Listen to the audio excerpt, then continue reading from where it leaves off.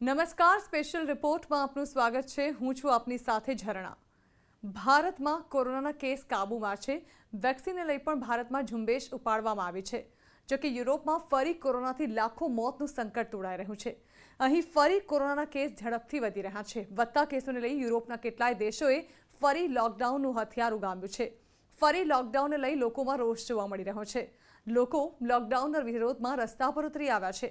પ્રદર્શનકર્તાઓનો ક્યાંક ક્યાંક પોલીસ સાથે સંઘર્ષ અને ઘર્ષણ પણ થઈ રહ્યું છે।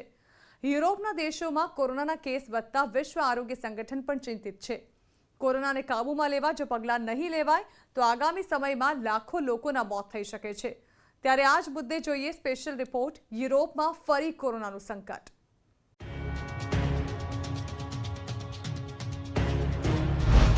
યુરોપ બન્યું ફરી કોરોનાનું એપિસેન્ટર।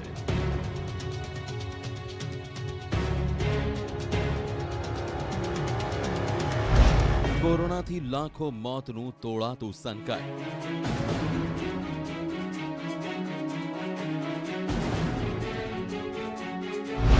નવા લોકડાઉન સામે શરૂ હિંસક પ્રદર્શન।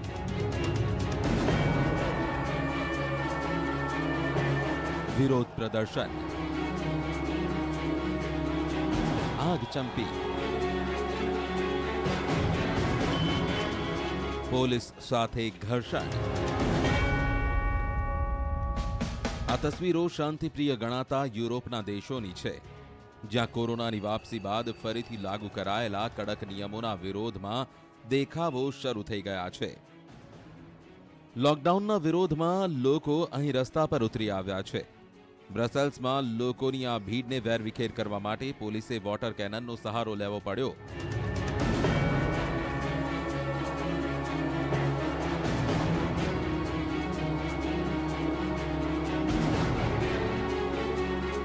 બેરિકેડ લગાવવા પડ્યા, છતાં પણ લોકો બેરિકેડ તોડી આગળ વધી રહ્યા હતા।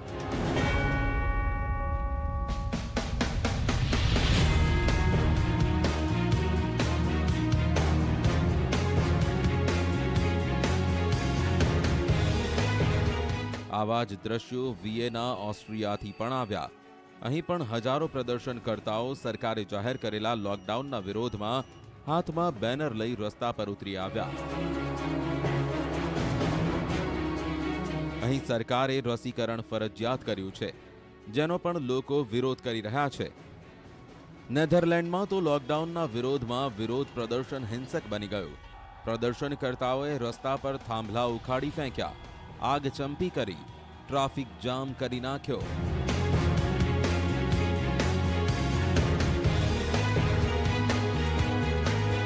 પ્રદર્શનકર્તાઓ પોલીસ સાથે પણ ઘર્ષણમાં ઉતર્યા।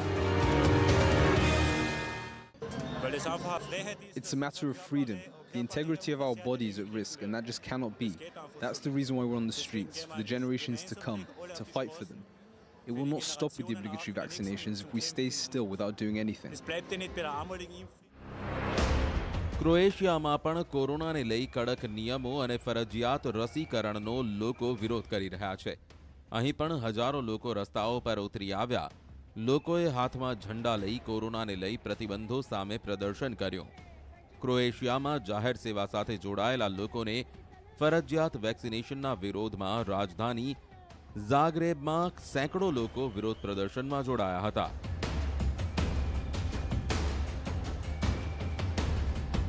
આ દ્રશ્યો ઇટલીના રોમના છે। અહીં પણ લોકો ફરજિયાત વેક્સિનેશનનો વિરોધ કરવા માટે રસ્તા પર ઉતરી આવ્યા।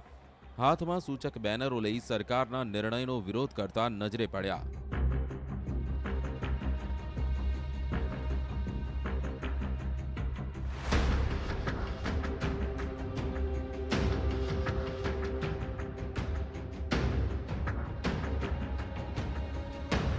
નોર્થ મેસેડોનિયામાં કોરોનાને લઈને નવા પ્રતિબંધોના વિરોધમાં લોકોએ રેલી કાઢી। આ રેલીમાં હજારો લોકો જોડાયા।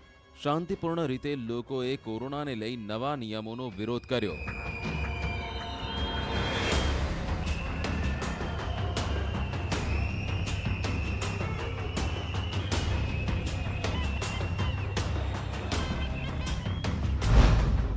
ઓસ્ટ્રિયા એકમાત્ર એવો યુરોપિયન દેશ છે જે ફરજિયાત વેક્સિનેશન માટે કાયદો લઈને આવ્યું છે। જે અંતર્ગત લોકોએ 2022ના ફેબ્રુઆરી મહિના સુધીમાં ફરજિયાતપણે રસી લઈ લેવાની રહેશે.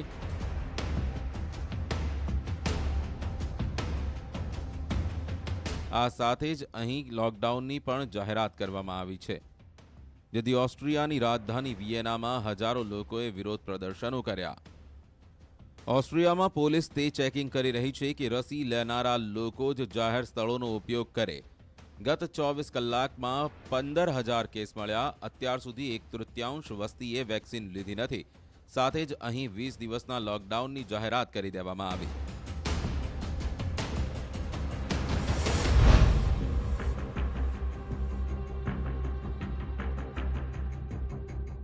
પાડોશી દેશ જર્મનીમાં પણ રોજના 65,000 કેસ આવી રહ્યા છે.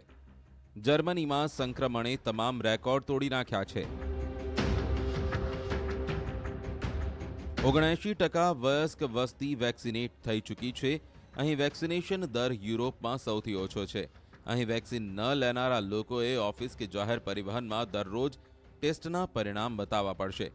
તાજેતરમાં જ જર્મનીના ચાન્સેલર એન્જેલા મર્કેલે સ્થાનિક નેતાઓ સાથે ઇમરજન્સી બેઠક બાદ કહ્યું હતું કે જર્મની પર કોરોનાની ચોથી લહેરનું સંકટ તોળાઈ રહ્યું છે.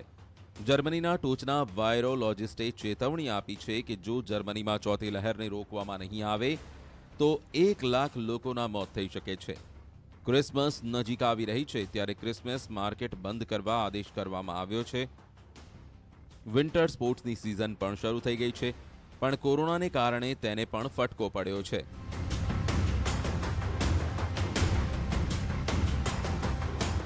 It's a big financial loss, said Volker Neuroth, who's just seen 65% of his Christmas reservations evaporate.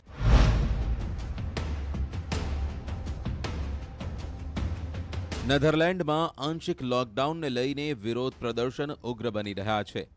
Netherland યુરોપમાં પ્રથમ દેશ બન્યો કે જેને ગયા અઠવાડિયે જ આંશિક લોકડાઉન લાગુ કરી દીધું હતું, જેના વિરોધમાં રસ્તા પર ઉતરી આવેલા હજારો લોકોએ પોલીસ પર પથ્થરમારો પણ કર્યો. યુરોપમાં ફરી હોસ્પિટલો કોરોનાના દર્દીઓથી ઉભરાઈ રહી છે. ફરીથી કોરોનાનું એપિસેન્ટર બન્યા બાદ યુરોપિયન દેશ લોકડાઉન, ફરજિયાત વેક્સિનેશન જેવા નિયમ લાગુ કરવાની યોજના બનાવી રહ્યા છે. સાથે જ વેક્સિન ન લેનારા લોકો પર કડકાઈ કરાઈ રહી છે. તેમની અવરજવરને મર્યાદિત કરાઈ છે. નવેમ્બરમાં યુરોપના દેશોમાં કોરોનાના કેસોમાં મોટો ઉછાળો આવ્યો છે.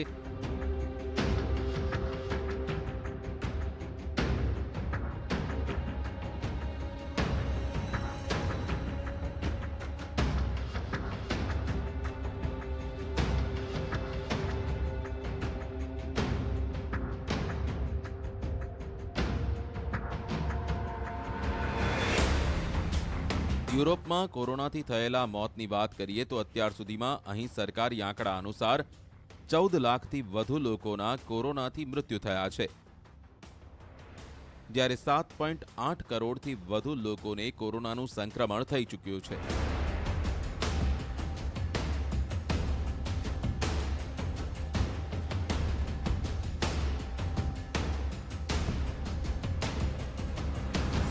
અહીં ઓક્ટોબરથી કેસો વધવાના શરૂ થયા છે અને નવેમ્બરમાં પણ આ સિલસિલો જારી છે.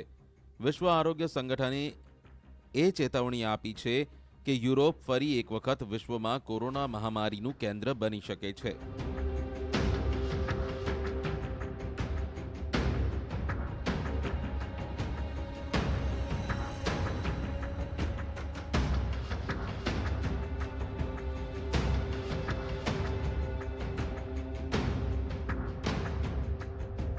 યુરોપમાં Russia, Ukraine, Germany, Poland, Netherlands સહિતના દેશોમાં ડેલ્ટા વેરિયન્ટના લીધે કેસો વધી રહ્યા હોવાનું કહેવાય છે.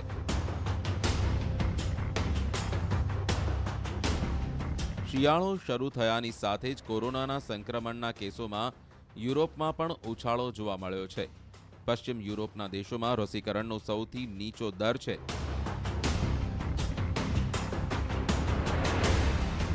અહીં 7 દિવસમાં 1 લાખ લોકોમાં કોરોના સંક્રમણના 800થી વધારે કેસ નોંધાયા છે, જે યુરોપમાં સૌથી વધારે છે.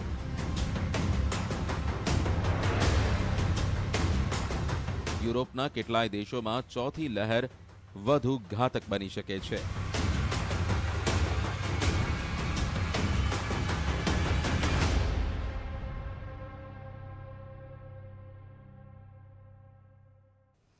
તો સ્પેશિયલ રિપોર્ટમાં હાલ રોકાઈશું એક બ્રેક માટે.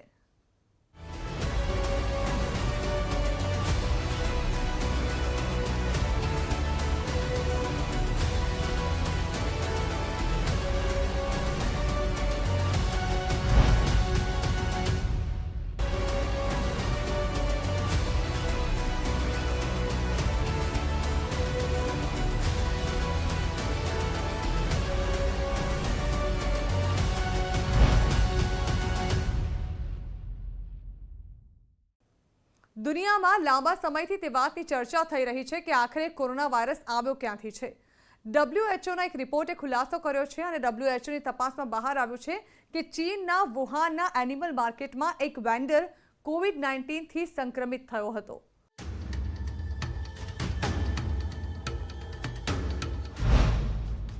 ચીનના વુહાનમાંથી મળ્યો હતો કોરોનાનો પ્રથમ કેસ.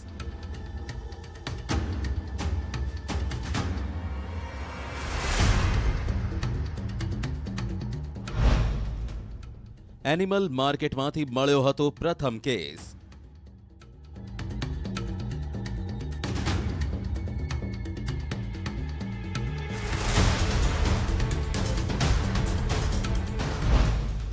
WHOના રિપોર્ટથી ચીનનો પર્દાફાશ. દુનિયામાં તે વાતની ચર્ચા ચાલી રહી છે કે આખરે દુનિયામાં કોરોના વાયરસ આવ્યો ક્યાંથી. WHOના એક રિપોર્ટે ખુલાસો કર્યો છે કે આ રિપોર્ટથી ખબર પડી છે કે ચીનના વુહાનના એનિમલ માર્કેટમાં એક વેન્ડર કોરોનાથી સંક્રમિત થયો હતો. આ વેન્ડર એક મહિલા હતી જે આ બજારમાં કામ કરતી હતી. આ રિપોર્ટમાં તે પણ ખુલાસો થયો છે કે કોરોનાના પ્રથમ કેસને લઈને જે વાતો થઈ હતી તે ખોટી હતી. આ રિપોર્ટમાં ખુલાસો થયો છે કે એકાઉન્ટન્ટ પહેલો કેસ નહોતો, પણ વુહાનના એનિમલ માર્કેટમાં કામ કરતી મહિલા કોરોનાનો પ્રથમ કેસ હતો.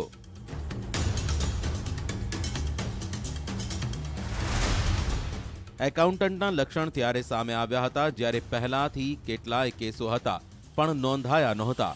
આ મહિલાને કોરોના સંક્રમણે 11 ડિસેમ્બરે ઝપેટમાં લીધી હતી. આ સ્ટડી હાલમાં જ સાયન્સ જનરલમાં પ્રકાશિત થઈ છે.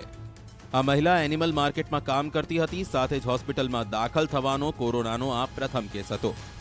આ સ્ટડી પરથી તે સ્પષ્ટ થાય છે કે વુહાનથી જ કોરોના મહામારીની શરૂઆત થઈ હતી. જો કે આ મહામારી ફેલાવવાની પેટર્નને સામાન્ય ભાષામાં સમજાવવી આજે પણ અઘરું છે.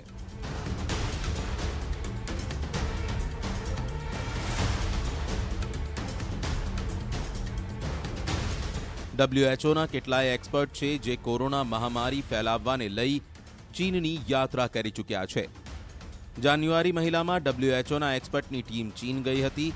તેમને કોરોનાના કથિત કેસ એટલે એકાઉન્ટન્ટનો રિવ્યુ લીધો હતો, જેના અંગે કહેવામાં આવ્યું હતું કે તેને 8 ડિસેમ્બર 2019ના રોજ કોરોનાના લક્ષણો જોવા મળ્યા હતા. જો કે ત્યારબાદ તે વાતની પુષ્ટિ થઈ કે તેને 8 ડિસેમ્બર નહીં 16 ડિસેમ્બરના રોજ કોરોનાના લક્ષણો જોવા મળ્યા હતા. જે વાત અંગે કેટલાક નિષ્ણાંતો પણ સહમત થયા હતા. માર્કેટમાં વધતા કેસને લઈ ચીનના સ્થાનિક વહીવટીતંત્રે સરકારી હોસ્પિટલોને આદેશ આપ્યો હતો કે આ પ્રકારનો કોઈ નવો કેસ આવે તો તેની સૂચના આપવામાં આવે, કેમ કે તેમને ડર હતો કે વર્ષ 2002માં ફેલાયેલી સાર્સ મહામારીએ ફરી માથું ઊંચકવાનું તો શરૂ નથી કર્યું ને.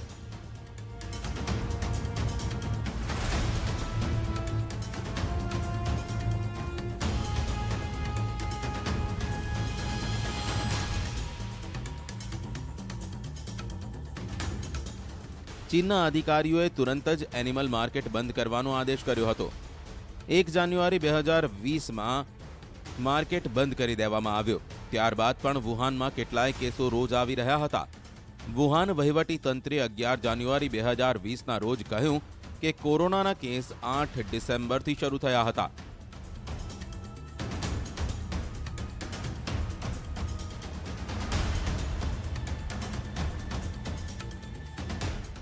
ફેબ્રુઆરીમાં એકાઉન્ટન્ટને પ્રથમ કેસ બતાવી દેવામાં આવ્યો, જેનો વુહાન એનિમલ માર્કેટ સાથે કોઈ સંબંધ નહોતો.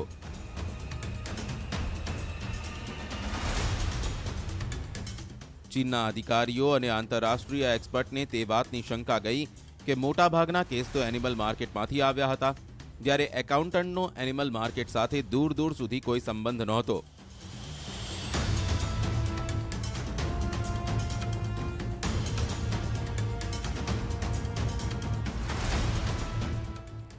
ગત મહિને WHOએ પ્રસ્તાવ આપ્યો હતો કે તે નવા એક્સપર્ટની પેનલનું ગઠન કરી પ્રથમ કોરોના કેસની તપાસ કરશે, પણ ચીને તે પ્રસ્તાવને ફગાવી દીધો.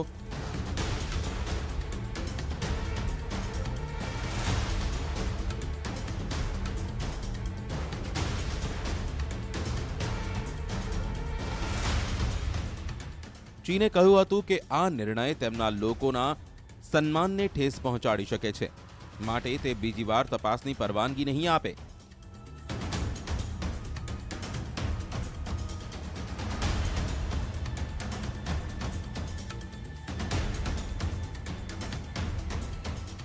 અમેરિકાના અખબાર ધ ન્યૂયોર્ક ટાઈમ્સમાં પ્રકાશિત અહેવાલમાં પણ કહેવામાં આવ્યું છે કે કોરોનાથી સંક્રમિત મહિલા વેન્ડર ચીનની વચ્ચે આવેલા વુહાન શહેરના હુઆનાનમાં જીવિત જાનવરોના બજારોમાં કામ કરતી હતી. આ જ વર્ષે 2019ના અંત ભાગમાં કોરોનાના કેસ ખૂબ ઝડપથી વધવા લાગ્યા હતા. આ અભ્યાસથી હવે એ સાબિત થાય છે કે વુહાનથી જ કોરોના મહામારીની શરૂઆત થઈ હતી. 1.10 કરોડ વસ્તી ધરાવતા વુહાનમાં શરૂઆતી કોરોનાના કેસ જે વિસ્તારમાંથી આવ્યા હતા એ એક ફૂટબોલ ફિલ્ડની સમકક્ષ વિસ્તાર હતો.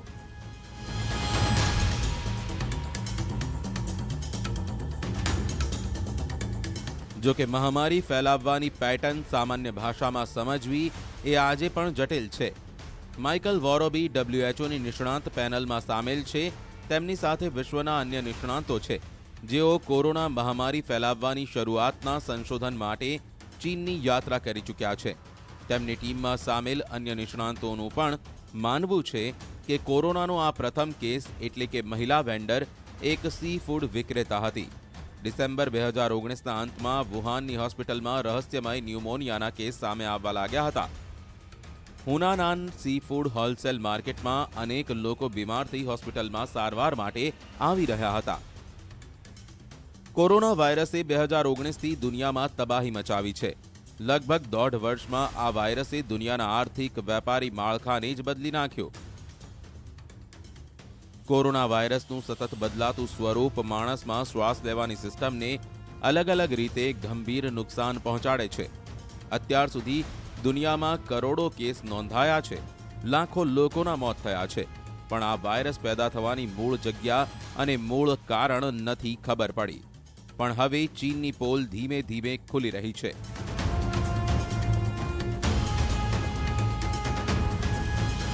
વુહાનથી જ આ વાયરસ ફેલાયો હોવાનું વિવિધ અભ્યાસમાં બહાર આવી રહ્યું છે.